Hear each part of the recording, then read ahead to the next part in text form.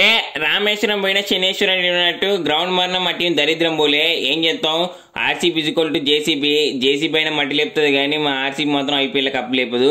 ఇక మేము ఎన్ని రన్స్ కొట్టినా ఓడిపోతున్నాం అని చెప్పి మా టీం మీద దరిద్రం మీద పంచాంగం చూపించినాం.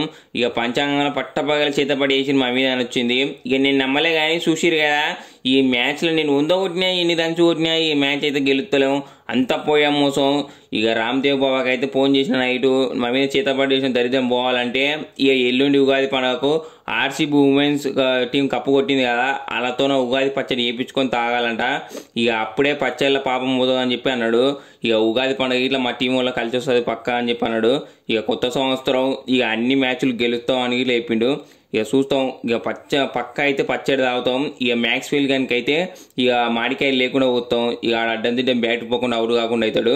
ఇక మా టీం మొత్తం అయితే ఇక ఉగాది పచ్చడి కోసం అయితే ఎదురు చూస్తున్నాం. ఇక పక్క తాగుతాం. ఇక నెక్స్ట్ మ్యాచ్లో అయితే పక్క గెలుస్తాం. ఇక కప్పు కొట్టి చూస్తాం, ఈసారి కప్పు నమ్మితే.